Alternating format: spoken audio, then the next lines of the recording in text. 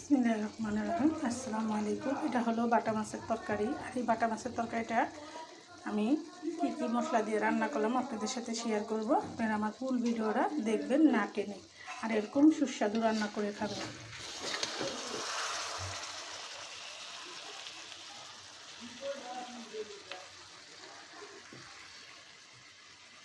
কত সুন্দর হয়েছে রান্না। ভিডিওটা বড় না করে এখানে রেখে দিলাম। আসসালামু আলাইকুম। এগুলো হলো দেশি টাটকিনি মাছ বলে, বাটা মাছ বলে, টাটকিনি মাছ বলে। এটা আমি ধুয়ে বেছে নিলাম, আর মাছটাতে হলুদ মাখিয়ে নেব। আমার সবসময় রান্নার সময় আপনাদের সতর্ক করে আমি আপনাদের দেখাই কী করে কী রান্না করি, কী রান্না করব, সেটাই আপনাদের সাথে ফুল স্টেপে দেখাই। আমি যাই রান্না করি আপনাদের সাথে শেয়ার করি, আপনারা দেখতে থাকুন। এই মালটাতেই মাছ ধুই, তো আমি ওইটাতে ধুই। সবসময় মাছ পরিষ্কার করার জন্য আমি ওটা ব্যবহার করি। মাছটাতে কিছুটা লবণ দিলাম, আর এদিকে কিছুটা হলুদ থাকে। মাছটা মাখা হয়ে গেছে। আমি এখন মাছটা রান্না করার জন্য এখানে নিয়েছি পেঁয়াজ আর রসুন। এটা আমি ব্লেন্ড করে নিব। বাটাটা আপনারা এটা নিতে পারেন, কিন্তু আমি বাটবো না, আজকে আমি ব্লেন্ড করে নিব। মাছটা ভাজার জন্য একটু তেল দিয়ে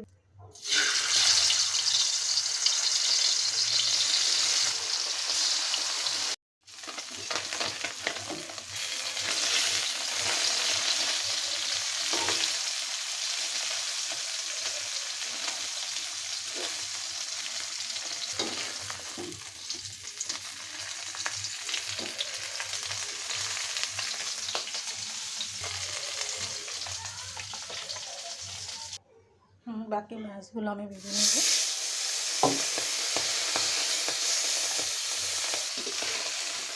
আমাদের একটু ভাজা হয়ে গেছে, আমি দিয়ে দিব।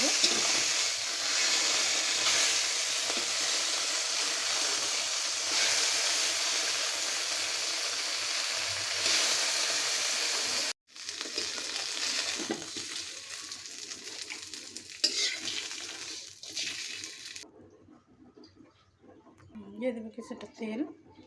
এখানে পেঁয়াজ আর রসুন আমার ব্লেন্ডার করা হয়ে গেছে। আমি এখানে হাফ চামচ হলুদের ফাঁকি দিব, আর হাফ চামচ মরিচের ফাঁকি দিব, বেশি দিব না। আমার মশলা দেওয়া, আর এটা দিয়ে আমি রান্নাটা করব। আমি এখানে নিয়েছেন টমেটো সস 2 টেবিল চামচের মতো।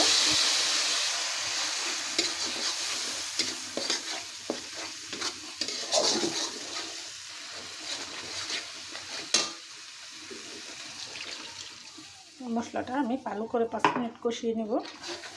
যতক্ষণ তেল না উঠবে ততক্ষণ আমি ভালো করে কষিয়ে নেব। আপনারা এরকম করে কষিয়ে নেবেন। আমার পরিমাণ মতো আমি লবণ দিয়ে দিলাম, আপনাকেও পরিমাণ মতো আপনারা লবণ দিয়ে নেবেন। মশলাটা কষা হয়ে গেছে। আমি এখন মাছগুলো দিয়ে দিব।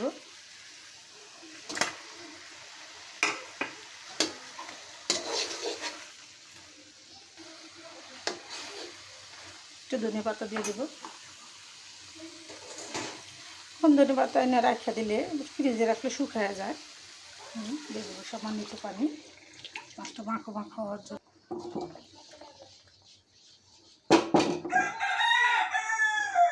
এটা আমি আরও 10 মিনিট রানবো, ফিরে আসবো 10 মিনিট পর।